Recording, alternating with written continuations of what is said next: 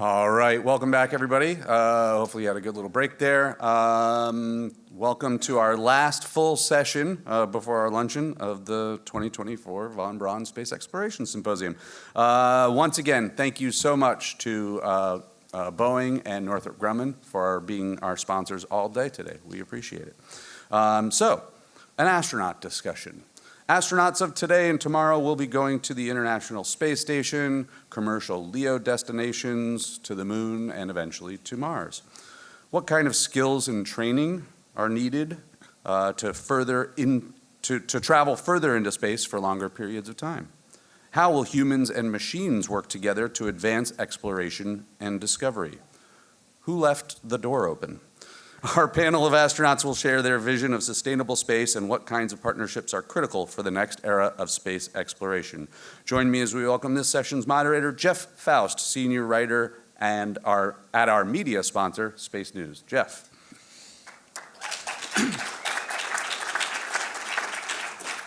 Thanks, Jim. When Jim emailed me a couple months ago asking if I would moderate this panel, the little kid inside me was really excited, like, to get to talk to astronauts.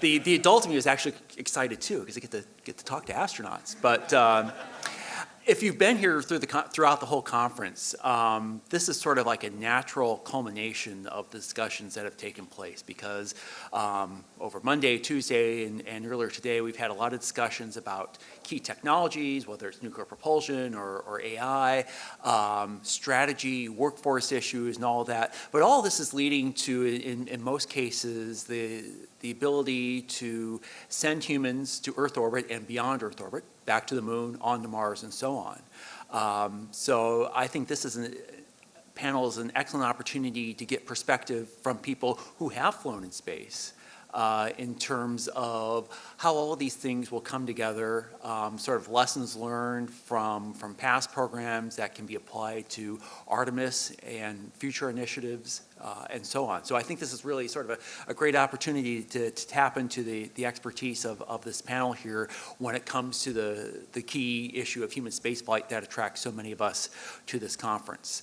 We're going to keep this sort of like fairly light and informal. We're not going to do any slide presentations or anything like that.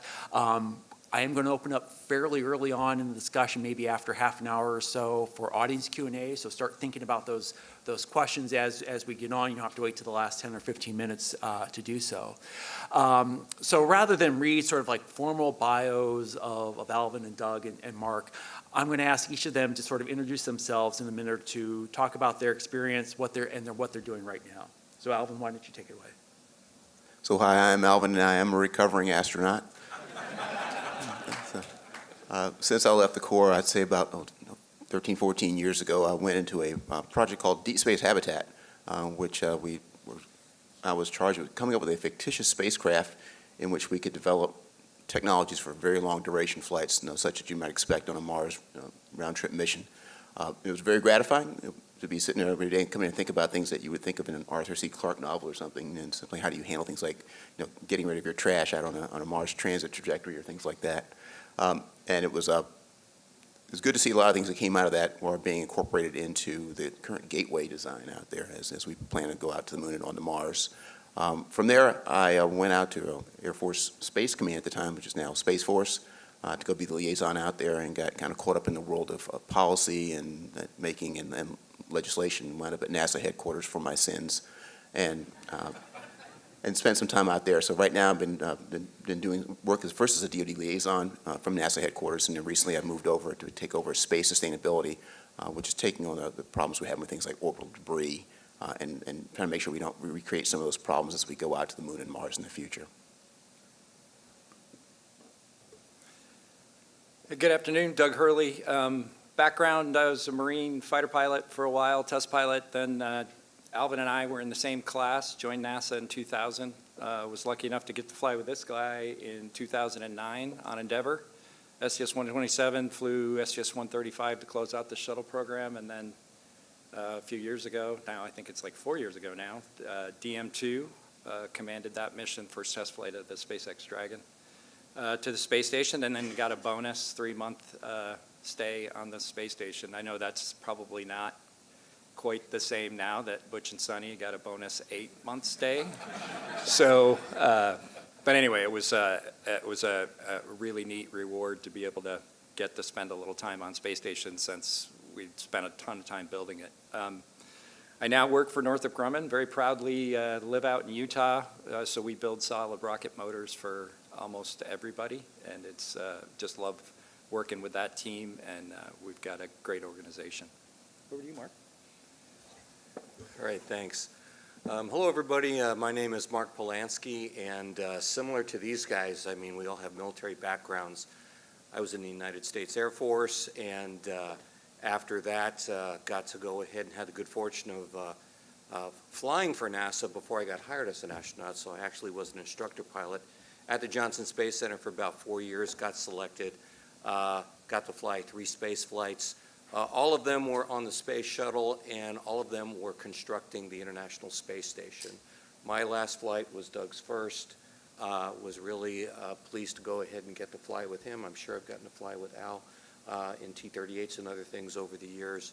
After my last mission, the other thing we all have in common is after my last mission, I moved and lived in Star City, and we have, as you know, a corps that we take care of on behalf of NASA for all of the American and USOS partner astronauts who are going to be training over there. So I was there for 2.5 years. I know both Doug and Al, who I actually succeeded over there, have done stints there as well. I left the agency about 12 years ago. I work now for Barrios Technology.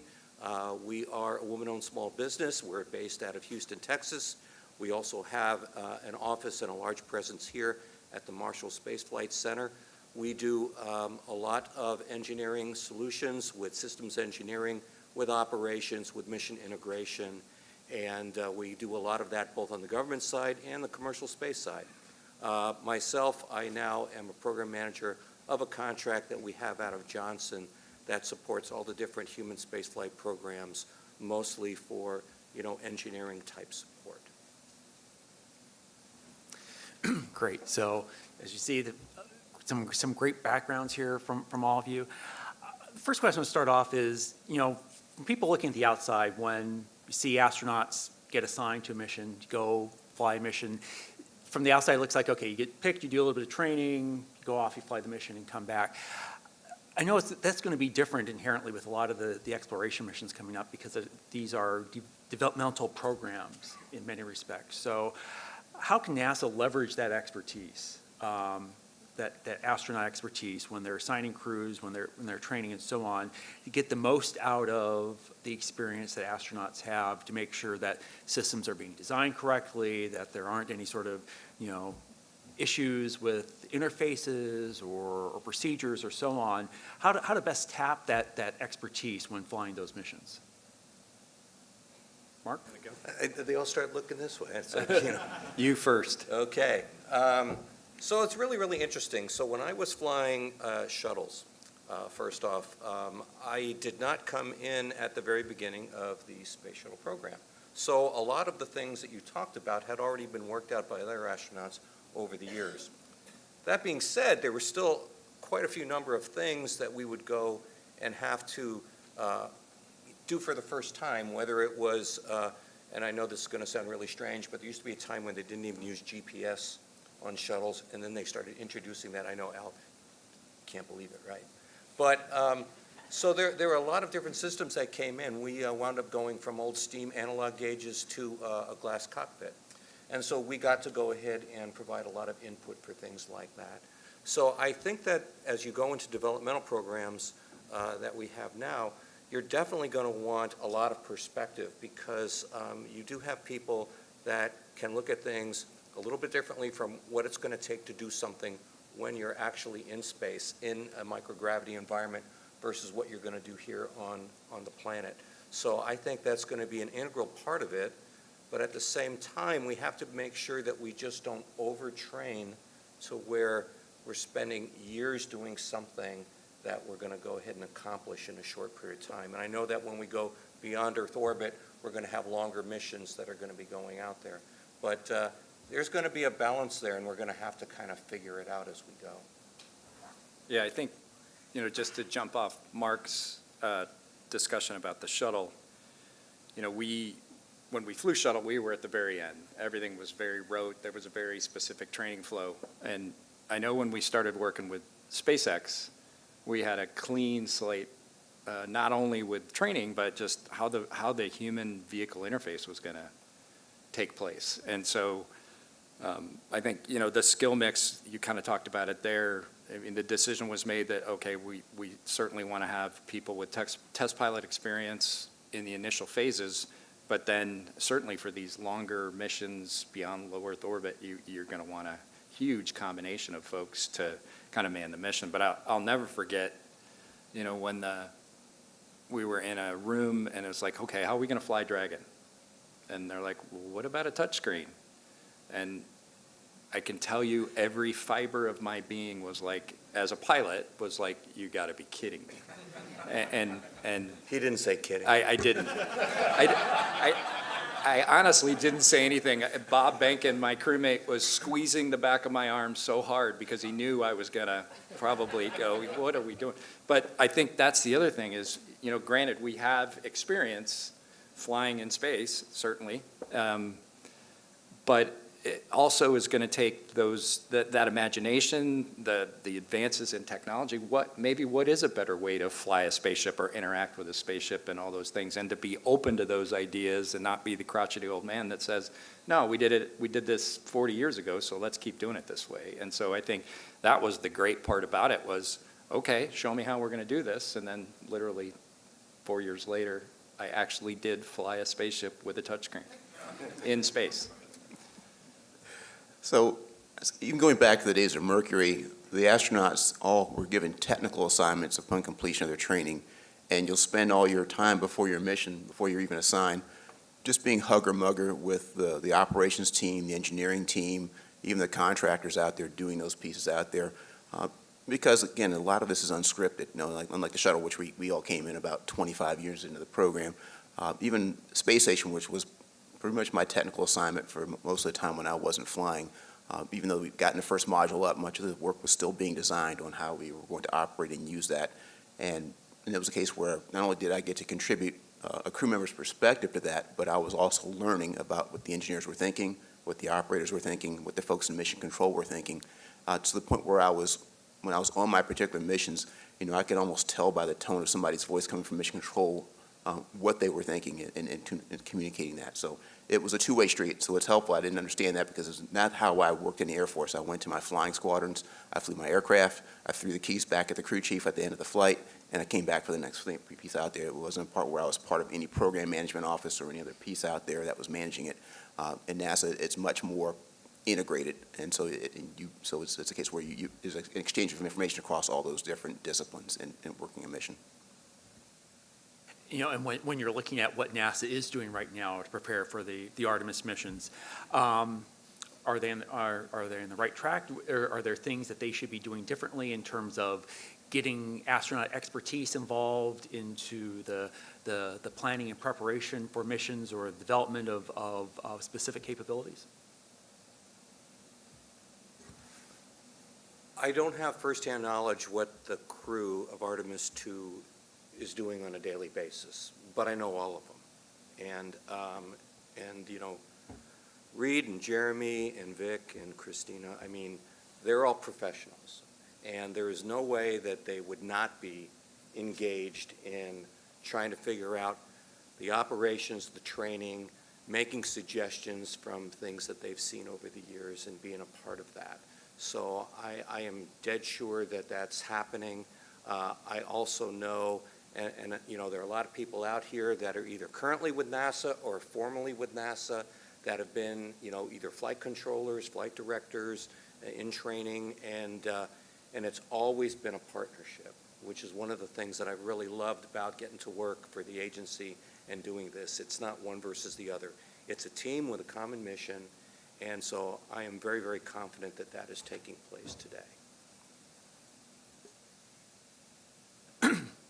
Alvin, a question specifically for you. We've heard here and in many other forums about the importance of space sustainability, and that is literally your job title now. You maybe introduce to the audience a little bit exactly what you're doing as the Director of Space Sustainability at NASA, and then also how that applies to missions beyond Earth orbit, because I know there's plans for an extension of the current strategy to look at cislunar operations. Yes. So back in July, I was offered the opportunity to basically build and direct a new division for space sustainability. So my first thing is, what does that mean? So I went out and did my homework and looked around. Probably the best definition, which I'm loath to admit, came from a Navy operational risk management manual. I'm loath to give any credit to anybody in the Department of the Navy for anything, but so it's painful for me to admit this. And they said it came down to two basic things. You want to operate safely in your environment, in this case the seas if you're the Navy, and then you also want to keep your environment safe to operate in.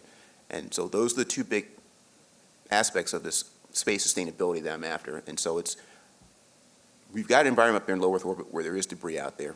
How do we shield ourselves? How do we predict where these things are going to be? How do we keep ourselves from running into things out there such that they end our missions? And that part is focused on just protecting those missions. The other part is focused on protecting the orbits themselves. How do we keep those orbits clean? How do we keep from shedding debris out there such that we're creating issues for other folks out there? How do we clean up that environment with the stuff we've been leaving out there for the last 60 years or so? And then as we go out to the places like the moon, out to Mars and other places out there, how do we keep ourselves from getting into the corner we got ourselves into very inadvertently in low Earth orbit, where it became very crowded and debris-ridden out there? So are there practices that we can establish? So my first task, though, is I'm inheriting two big risk management programs out there, which is our conjunction folks who were trying to keep us from running into active payload satellites out there, and then our orbital debris program out there, which keeps us from running into things that are inactive, even if it's natural debris on those particular. So merging those two, making sure we're getting good unity of effort out of those programs, because they were all grown organically. These were enterprising project managers who had risk to manage, and they just came up with these things. We're at the point now where they've grown enough in scale that our senior management at NASA says we need to yoke those all together, get them going down to a common purpose. And that will be my first task, to bring those programs together, because they're big established programs. Once I've got that done, it's how do we go step out and maintain and go after cleaning up our orbits and making sure they're good to work, keeping the moon pristine, so we're not leaving things like everybody saw the movie The Martian, where he goes out and digs up a radioactive. Oh my gosh, So what happens when we're out there? Because if we're going to get through they call the long lunar night, 14 days of darkness, solar energy is simply not going to work, and the batteries would be the size of an aircraft carrier. So we're really going to need to put nuclear fissile material on the moon. Well, how do we do that so that it doesn't become a radioactive wasteland out there? And those things like that, where we're thinking ahead so we can behave responsibly. It turns out if you're the only person up there on the moon, you can discard your trash and do things like that. But when there's hundreds or thousands of folks going up to the moon, so you have to behave responsibly. We have to set precedents now, so we can't go wag our fingers in people's faces later going, you're not disposing of your nuclear waste in a responsible manner. Going, well, you didn't for the first 10 years either. And so why are you suddenly becoming sanctimonious with us now? Well, we're going to impose those rules upon us early so that we can set those precedents and examples so that we're keeping these places safe to operate in the future. Doug and Mark, maybe just to build on that, in your current roles, how are you incorporating sustainability as it's defined here or defined in some other way in sort of your operations and planning for space exploration? Okay. Yeah, I would say in my current role, we're building the boosters for Artemis, so for the SLS. And those boosters are from repurposed shuttle hardware. So in that regard, rather than that have been discarded after the shuttle program ended, we're able to use those boosters, and we can support the first 8 Artemis flights. So I think that's a really neat aspect of the architecture that we've been able to take advantage of. And I know they're repurposing some of the RS-25s. We had those on shuttle. So I remember, in fact, Artemis 1, 2 of the engines used on Artemis 1 I flew on them on STS-135. So I think those are really neat examples. It's exciting because, as Alvin talked about, it's, what I can influence and work on at Northrop is only part of the process. And just to hear the different things that we need to do, having lived on space station, I think sustainability is a couple different things. It's self-sustaining capability. How do we resupply? What can we do inherent in either our vehicles or on a base? We've got to be able to make that stuff ourselves in many aspects, because to be logistically supported once we get to Mars is going to be a pretty big challenge. Space station, we're lucky enough where a cargo vehicle can come up there every few months and resupply us, but it's a whole different animal when we get out to the moon. It's days, and then be able to practice and learn those things before we actually go off and go to Mars, where it's going to literally take months, if not longer, to get us resupplied. Yeah, briefly, what I would say from my knothole is that the role that I have is to go ahead and support NASA. So the contract that I manage, we support the different NASA programs. And so, not speaking for NASA, I do know that all the programs have sustainability, ingrained in them with the things that they're trying to do, whether it's from the ISS side and trying to figure things out, from now until possibly, end of life, to the newer programs. So, Artemis and all of its subsequent individual programs that exist that we support. So I know that's going on, and so our role for what I do is to go ahead and support NASA to be successful. To follow up one thing, they both, Doug and Mark, hit on a couple things where they're looking at it from a logistics perspective, and that was the first thing that kind of confused me a bit was, okay, is this, sustainability is, sustaining it logistically. And I finally had this epiphany that good logistics is good stewardship of your environment out there. And one of the things I've learned from studying combat and things like that is that waste and slack are your hedge against uncertainty. Good logistics planning drives out uncertainty, so you tend to pack what you need. My take is no. If I've got a year to figure out what I'm going to take on a trip, I can usually get everything I want into one bag I can fit in an overhead bin. If you tell me I have to go somewhere to Timbuktu in 15 minutes, I'm just going to dump out everything in my dresser into a duffel bag and go. And I'll use 1% of that piece out there. And so good logistics planning minimizes your footprint, minimizes your impact where you're going. And so I would say the first, that whole charity begins at home. Good sustainability starts with good logistics. One of the earlier sessions we had here on the conference looked at artificial intelligence technologies and the role that they play in space exploration. And curious, from the astronaut perspective, how do you look at sort of automation writ largely, but also some of these more advanced technologies like AI as both an enabler to what astronauts can do, but also potentially a replacement for what astronauts can do? How do you balance that? So I'll tackle that one. There's a big deal being made about AI and everything that's going on, and rightfully so, in terms of it's engulfing our entire culture, not just in space. But I'll say this, there's been a lot of automation in space for a lot of years going way back.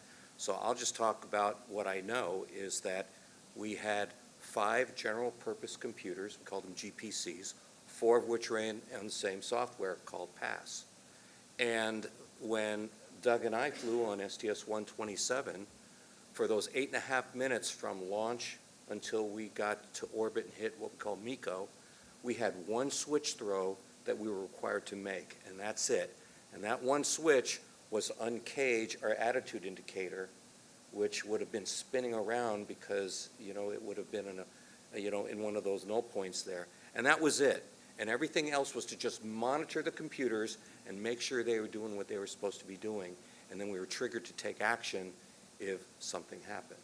So we've been running automated sequences and software for decades, going way back there. There's a lot of automation. There's a lot of robotics. We had 3 robotic arms on our mission, 1 on the shuttle, 1 on station. Actually, 2 on station because the second was the Japanese robotic arm. So a lot of scripting that goes into that. So none of that's new.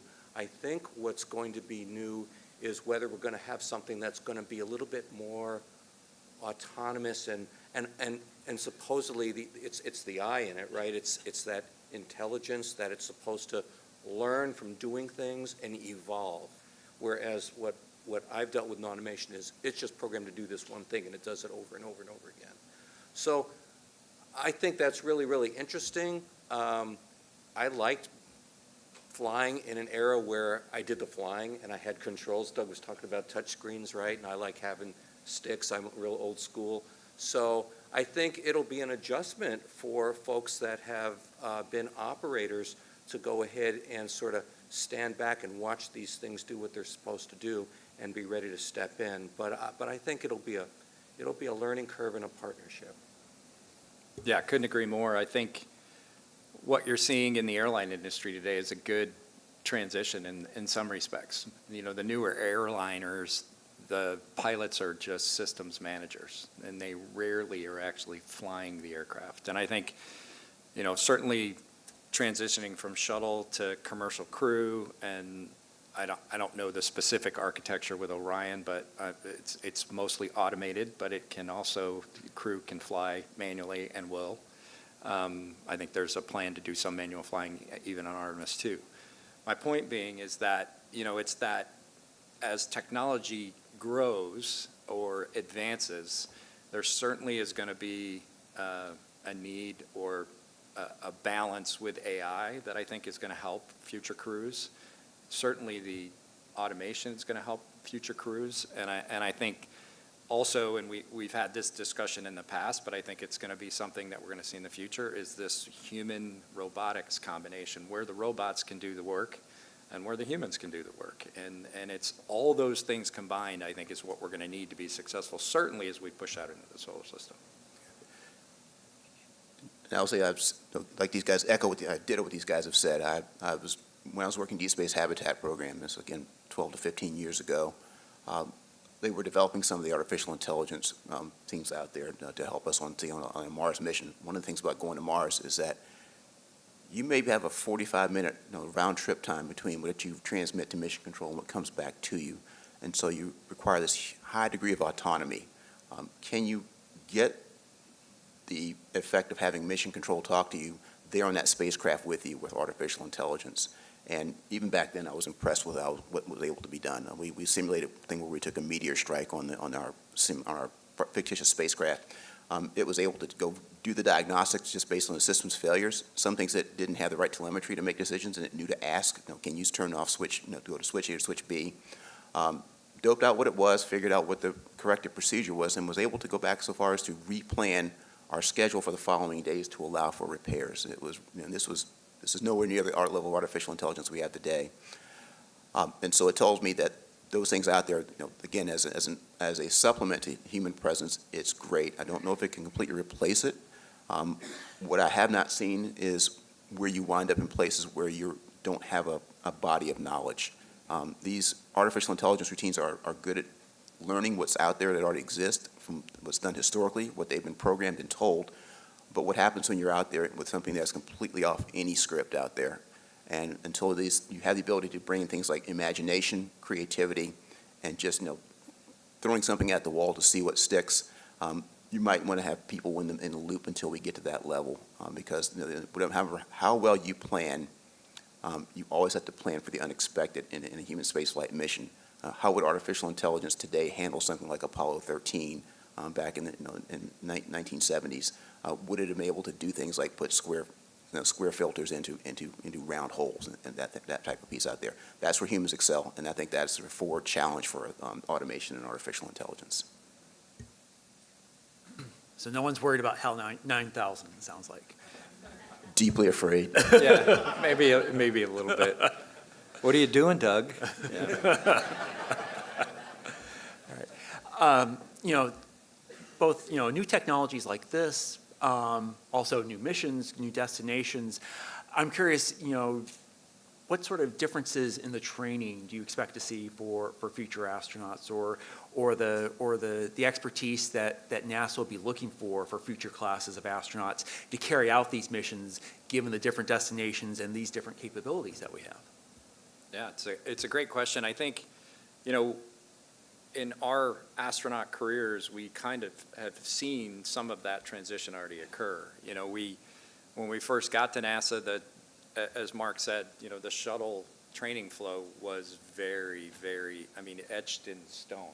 You literally, okay, we're going to do this ascent sim, and then we're going to do this orbit sim, then we're going to do this rendezvous sim, then, the folks that are doing EVAs are going to do this many runs in the NBL, and they're going to do this, they're going to do that. And then we've seen the transition from that to what we called the long duration training flow for an expedition crew member, an ISS crew member, which was more skills-based. It's like, okay, you need to know these maintenance skills, you need to know how to do spacewalks, you need to operate the robotic arm, you need to do this, you need to do that, and then of course vehicle-specific training. So I think that skills-based training is going to go a long ways towards, maybe not with Artemis 2. Artemis 2 is going to be more of the vehicle, operating the vehicle, working out the kinks with the vehicle, flying the vehicle manually, as I talked about before. But as we get to the surface of the moon, then we're going to build on those spacewalking capabilities, those EVA skills that folks have had.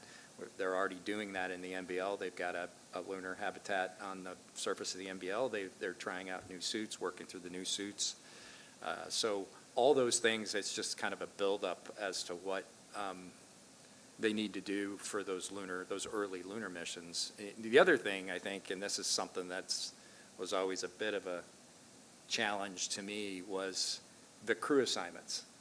And what I mean by that is we've had crews, and maybe I'm speaking out of school here to some degree, but we've had crews put together that had no right to be a crew together. The personality mix was bad. It just didn't work.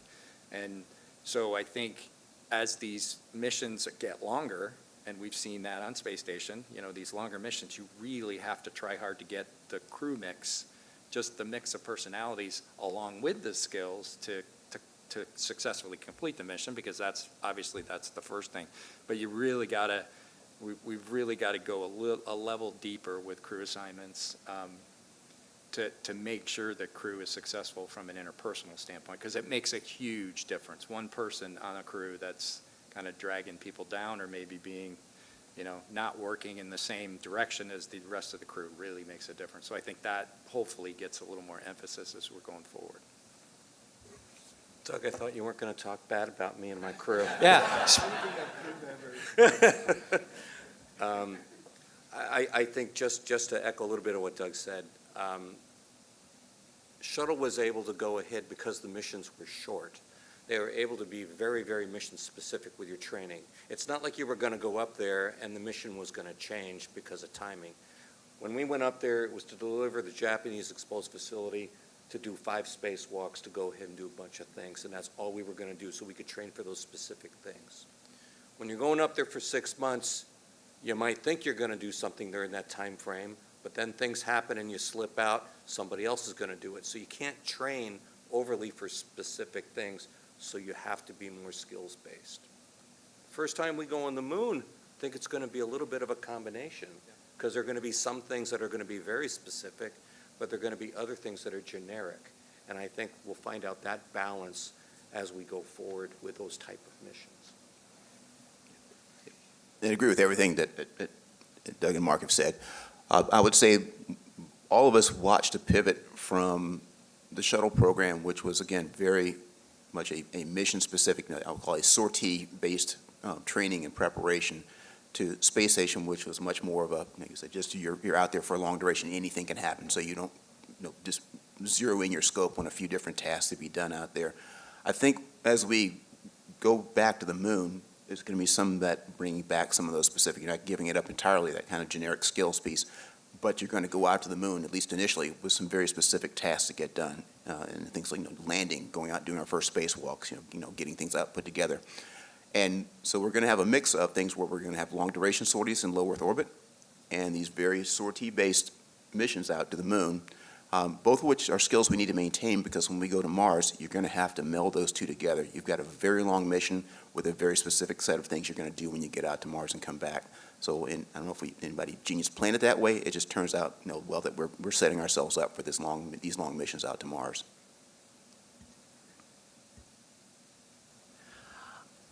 I've got more questions, but we're a bit past the halfway mark here, so I wanted to open it up to the audience. If you've got some questions, stump the astronauts, there's your chance. I'm going to leave it to Jim and our microphone runners to identify someone. It looks like Joe's got a question. You got to raise the bar. It's like stump the astronaut. We'll start back here on the right, and then Joe will get to you next. Okay, yeah, sorry. I put my hand up first, maybe. So I do. I'm Lisa Watson-Morgan. I'm the Human Landing System Program Manager. So I have two questions. And everything you said is very, very interesting to me. A couple things that we're dealing with now that I would like your perspective on. We are in the middle of a development program, two, actually. One with SpaceX and one with Blue Origin. Their approaches are quite different. So in thinking through the amount of time, where in the L- calendar and schedule would you start crew training?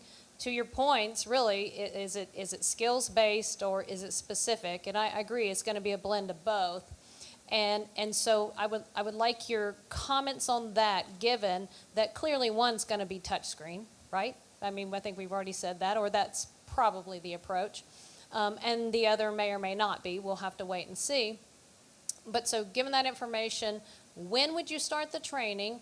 And also looking at things like Polaris Dawn. I wonder how long did they train? Clearly they didn't do as much intensive items as what we're going to have the crew do when they land on the moon. Second thing is, what are your thoughts on manual control, manual piloting, and when should the automation either blend, take over, or have the crew do it? Not that they're loaded questions or anything, but I'm just curious. Not at all. So hi, Lisa. And full disclosure, I was going to say, so full disclosure, the contract that I have, Lisa's one of my customers. So whatever you want, Lisa, that's Here we go. That's the right Here answer. we go. Okay. But there's a lot of stuff packed in there. So, I think that, so part of it, of course, is partnering with the crew office and figuring out, what their intentions are. I hate to say it, but it's not going to be that the chief of the Astronaut office gets to decide who the heck's going to fly an Artemis 3 and land on the moon. They're going to get a lot of help from a lot of folks as to who's going to be on that crew.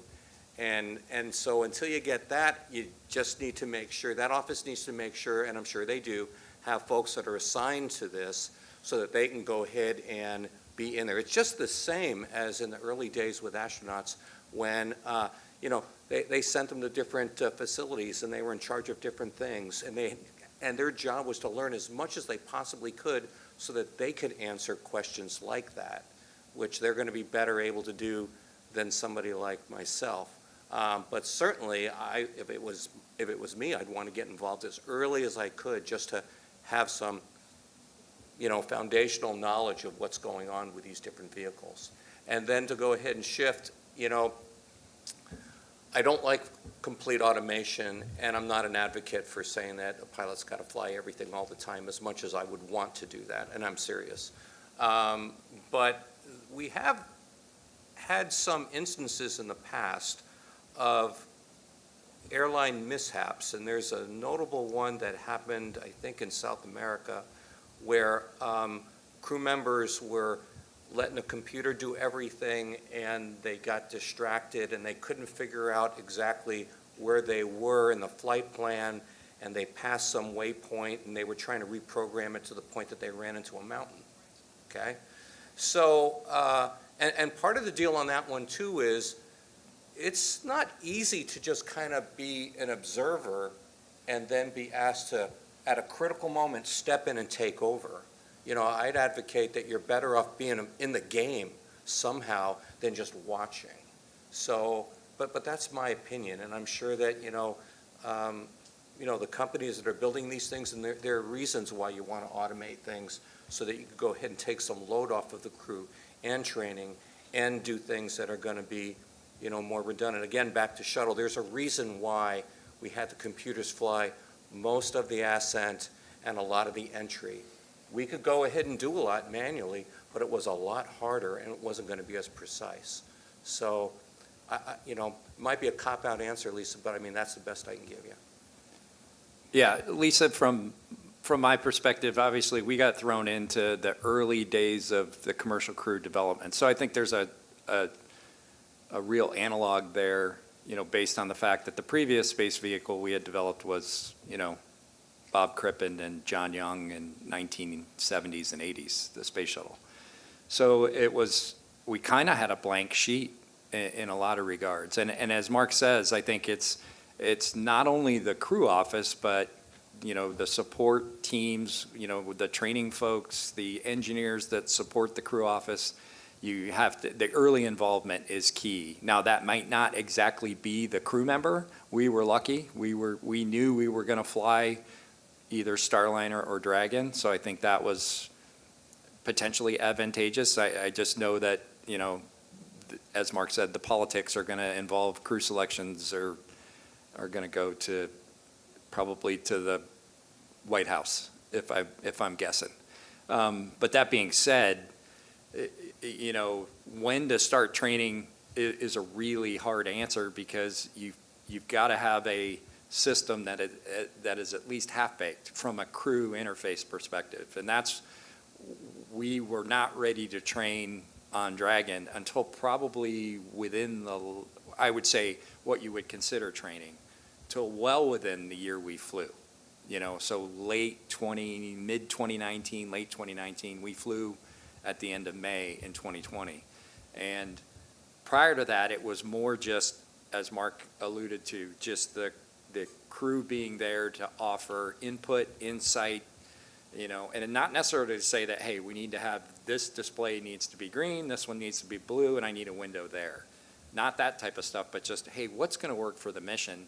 And then how the automation is complementary to the crew, because that's the thing that scared me about any automation, is just you're there, you're the systems manager, and you're sitting there going, okay, everything's good, and then all of a sudden, the proverbial stuff hits the fan, and then you've got to take over that quickly. And so there's a blend, and that blend is different depending on how easy the thing is to control, fly, given the interface.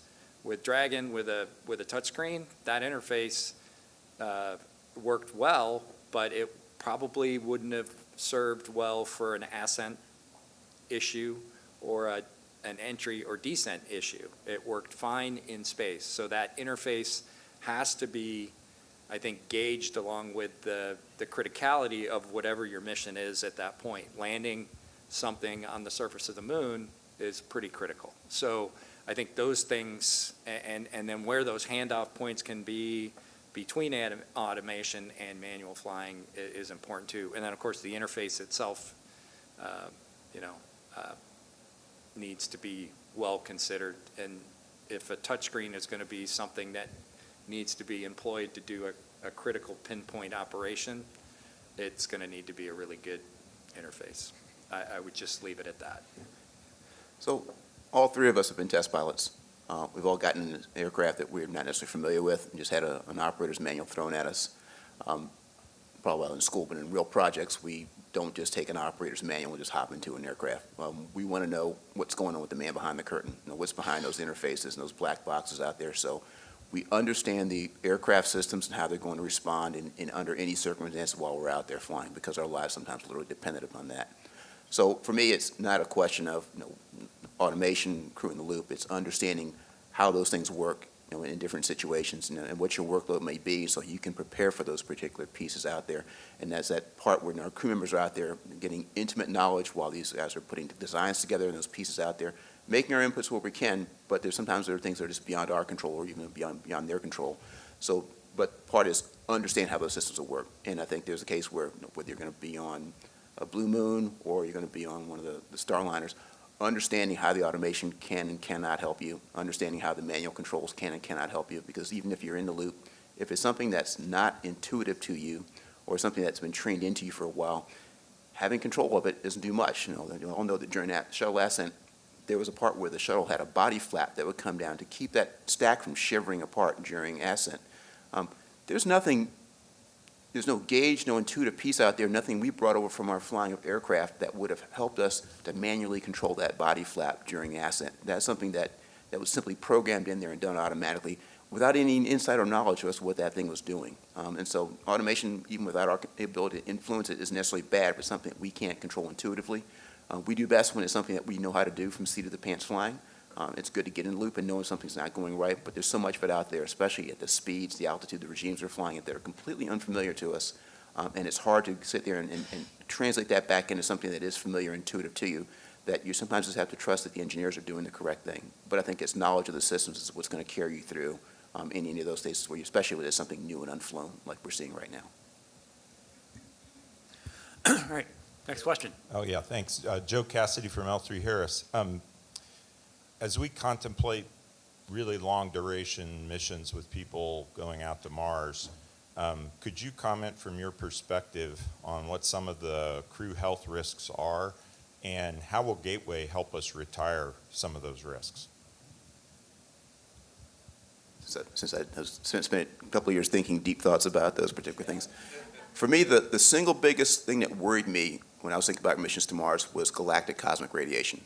For those of you who aren't familiar with it, it's not like the events we see from the sun. These proton events we see out of the sun are things that are maybe have an atomic weight of 1. They're traveling maybe as fast as half the speed of light, at their fastest, but they're things that you can deflect with, water bags, the skin of your spacecraft. They can protect you. Galactic cosmic radiation are like uranium nuclei. They have an atomic weight of 95, and they're also traveling somewhere around 95% of the speed of light. And not only is it like, an aluminum spacecraft skin not protect you, it's like when people sit inside of a tank, you hit it with a round, the metal that breaks off inside spalls off and kills everybody inside, even though the round didn't penetrate. And so the skin of your spacecraft actually contributes to the problem, does not necessarily protect you from it. Even water, anything that's got neutrons in it, those neutrons get liberated and will bounce around and tear into your DNA and do horrible things to you. So basically hydrogen, H1 is about the one thing out there that will actually slow these things down without causing part of the problem out there. The good part is we take a lot of hydrogen out there as fuel, so we can live inside of our fuel tanks for these long missions out there. But it turns out the radiation you're being exposed to, I would say, according to OSHA limits, you got maybe 12 months of exposure to that before you've hit your lifetime limit. And that doesn't mean that you might develop illnesses. You certainly will develop a cancer sometime in the next 3 to 5 years after radiation exposure that you would see on a Mars-type mission out there. So for me, you either got to figure out how to shield yourself very well from this, maybe using magnetic fields, or using the hydrogen, keeping zero boil-off technology so you can live inside the shields, the natural shielding for you, or you figure out how to get to Mars and back very fast.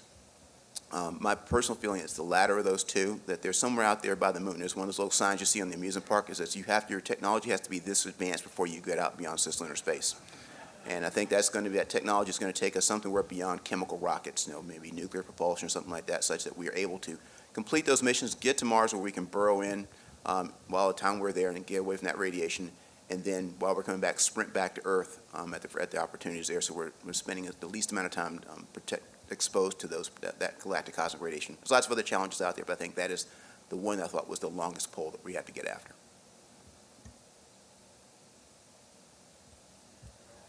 All right, next. One right here, dead center. Okay. Hello. My name is Max Taylor. I'm an engineering student here at UAH. We have engineering students in here, and we have engineers across the industry in this room right now who will be designing spacecraft for the future. Once they're designing all their spacecraft, they know everything about those systems. What are the best ways you've seen engineers explain those systems to you so that you can use them in flight? Use small words, speak slowly. We were all rushing for the mic to say the same thing. That's exactly ditto. It was kind of neat to see both in the shuttle training and then out in Hawthorne with the SpaceX folks. They have experts that's their system, and they would come in and sometimes you would sit there and go, okay, you got to take it from the PhD level down to the 9th grade level, which is fighter pilot level, as Mark knows very well, and explain it to us. But it was integral, I think, for us to understand the system. Now, you got to remember that the astronaut is the jack of all trades, master of none, usually, in most of the scenarios. I mean, certainly there were things like the spacewalkers, that was their thing, and they were really good at it. Flying the vehicles, we were supposed to be really good at it. But everything else is you're kind of just trying to have a level of expertise that you can understand it if something breaks, okay, what's the redundancy here? What are we going to do there? What are we without? What are we going to have to, we're going to have to figure out a different way to do this same thing. So that is hugely important, and it was well incorporated. Like our trainers in shuttle would actually go down to the Kennedy Space Center and say, for example, they learned all they could about the hydraulics units, the APUs on the space shuttle, and then that person was the one that taught it to us. And so I think that was good. And once again, SpaceX had a similar thing where they had folks that were, I'm the parachute expert, or I'm the Merlin engine expert, or I'm the this expert. And I think it really does translate well and gives you at least that level down of knowledge that you need to know in order to deal with a situation if something goes off nominal. Hey, Max, real quick, I'll put it simply, which is we're operators. Okay, so engineers need to understand that they're designing things that operators are going to go ahead and use. So you have to make the transition from engineering and design and theory and all that stuff to what does that mean to me? Like, how does this microphone work? Turn it on, I turn it off, right? That's fundamentally what I need to know. And then if it doesn't work, what might that be? Okay.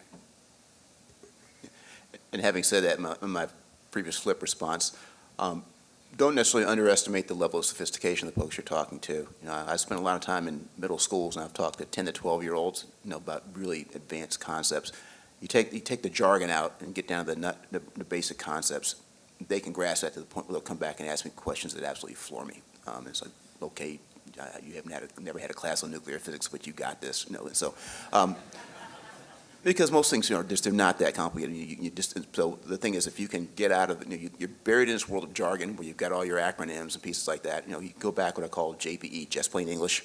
And explain those words as I is kind of speaking slowly to folks out there. But sometimes you may have to get something very technical and complex across to somebody so they can understand what happens if that microphone doesn't work. Do go ahead and do that. And when they're getting to the point you see their eyes glass over, they maybe hit their level of absorption.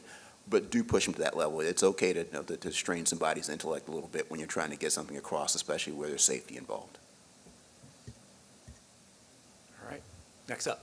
My question picks up on that thread. We've talked about cosmic gamma rays, we've talked about touch screens, we've talked about artificial intelligence this week. What about redundancy and reliability? Can you talk a little bit more, Doug, you brought that up, talk a little bit more about redundancy and reliability of these modern systems compared to older systems?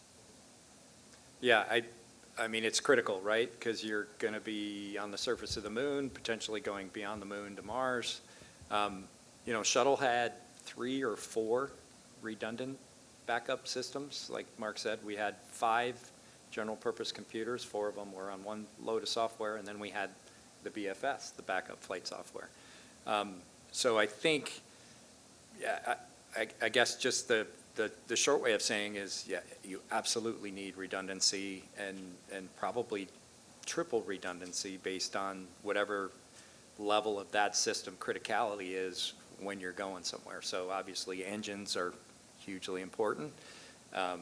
Certainly ECLS, life support systems, those we've got to have some redundancy there, or at least a way to, okay, we got to protect the crew and get us back to a safe haven, those types of things. So it is immensely important given all the things that can have happened before, previously, with space flights, and and then hopefully with some of the advances of technology, the level of redundancy doesn't need to be quite as much as before, because weight is everything, taking spacecraft into space. And so if you can save weight by having a much smaller system that's redundant, or double redundant, triple redundant, whatever the case may be, I think that's helpful as well. So I think Doug hit the nail on the head, when he talked about how things are evolving, right? So I think NASA's done a really great job over a long period of time on having requirements for human-rated vehicles and systems. And in there it spells out, what's required for redundancy for differing systems, because some are more critical than others. That being said, I think that, what those requirements are, they need to evolve over time. There's got to be some optimization. Man, if you're going over there to Mars, like Doug says, You can't have everything be triple, quadruply redundant because you're never going to get up the ground or it's going to take forever. So what are you going to do about that? Some of it might be based on things that we've done on station where we've gone ahead and tested a lot of, future systems for running for long periods of time to see how reliable they're going to be. So, there are just so many factors, but there's going to have to have some optimization in there so that we could sit there and say, should it be 3 times redundant, twice, 4 times? It's going to depend. I agree with both those folks. The problem with redundancy is it adds complexity, and complex systems fail in complex ways that are often hard to anticipate. So it is that, so you start, I think that's about redundancy, but look at the end point, which is reliability. What are the answers that I'm going to wind up with something that fails in a way that ends my mission or maybe ends my life? And how do I get that reliability, understanding that there's this dark art of trade between redundancy and other resilient pieces out there and workarounds and things that may seem, you're driving it out the complexity in making it in manufacturing may drive complexity in the operation, and there's a lot of those pieces out there, but you're trying to get things as reliably as you can with something as simple to operate or to manufacture as you can. But I think this redundancy is a tool out there, but it's a sledgehammer of a tool, so it should be applied judiciously. Yeah, I'll see one more question here. Lauren Holt, Northam Grumman. So we just talked about redundancy, and that just made me think, what are your opinion about multiple different companies, like the diversity of providers needed for the full space ecosystem? And the second part is the interoperability. We talked about that a lot earlier in the symposium, how really important interoperability is. Any opinions on that? I'll try and make it short. First off, I think it's critical, and I think it's absolutely something that we need. But I'm going to give a real-world example. International Space Station, you want to talk about multiple companies? How about multiple countries? How about Russia and the United States? They got this building at the Kennedy Space Center called the Space Station Processing Facility. It is this humongous building. If you've never been there, I had the pleasure of being there before the first pieces were being built. And it was wide open, and you would have all these pieces, some of which never, ever came together until they were in orbit. And we did that with pieces built from all over the world. So, if we can do that with the ISS, we certainly ought to be able to do that with different companies, working in the modern age. Yeah, we see the Artemis Accords. I've lost track of the number of companies or number of countries that have signed it. Are we in the 30s? It changes daily. I think we've had 3 signatories in the last month. Yeah. Added onto it, yeah. So 47 and counting. say that again? 7. Yeah, I was going to say it's really, so that's a huge testament to, certainly the world view on going to the moon. I think, and I've said this before many times privately, it's this combination of private companies, it's agencies, it's countries, and this public-private partnership that's certainly going to get us to the moon, and it's probably the only way we get to Mars, because the one organization, maybe they could do it, but it's likely going to be some sort of a consortium that gets us a human mission, a successful human mission to Mars and beyond. So you hit one of my magic words that I like a whole lot, interoperability. I think for us to succeed, we need an absolute diversity of approaches and concepts to get out there, because not all of them are going to be fully successful, and they may not be fully successful in the same way, but by having a tool chest full of all the different things, hammers and wrenches and things like that, we can get out there. But it's how do you make it so that it's not overwhelmingly difficult to bring those pieces together. I've watched DARPA a few years ago with an inspired idea they call CONFIRS. Don't ask me what that acronym stands for, but it's basically trying to make sure that as we go out into deeper spaces, which we're trying to service and do things like that, that we have common interfaces, whether we're using same radio frequencies, how we're doing the grappling fixtures, those pieces out there, where there's square pegs, there are square holes, out there doing those particular spots out there. And I think and that's an industry-owned thing. They got it going, and then they handed it off to industry, so it's its own little, like, underwriter's laboratory or something like that. So I think of things like, USB, things as one of those places out there where the industry set the standards. It wasn't government dictating something like that, and it's evolved over time. But everybody operates those same things. My USB plug is going to fit in that USB plug and work, and we'd like to see that happen out in space. So we don't want to have everything be in the exact same spacecraft. But if you're out there and you need to, you're having something goes wrong, and you need to, get off your spacecraft, or you need to go and get a, dock to get audio or communications or something like that, where you're borrowing something like that. You can do that, and I'm seeing that working its way into things like we have LunaNet, which is basically extending the same types of 5G and 6G network protocols for communications on Earth out to the moon. And I'm watching all of our partners out there as they're planning to go out to the moon are using those LunaNet standards that we've developed. Other things like that are cases where we can go be interoperable. And also that means we have to communicate with people who may not be our friends, like the Chinese, like the Russians, and the Koreans, whoever's out, North Koreans are out there, so that we're not making it something where we're imposing something in some type of imperialist manner. It's something where they have a bit of a vote too, so that we have global standards that people are working to. Well, as you see, we could probably spend another hour talking about these issues and more, but we've got something even more important. That's lunch. So, Jim, I will And turn we're it over to between you. you and your food. That's scary. Yes. Yes.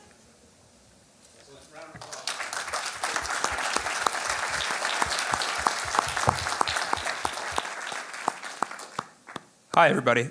My name is Eli Bennett, and I am an undergraduate studying aerospace engineering at the University of Illinois. I look forward to a career in the aerospace propulsion industry as a turbomachinery engineer.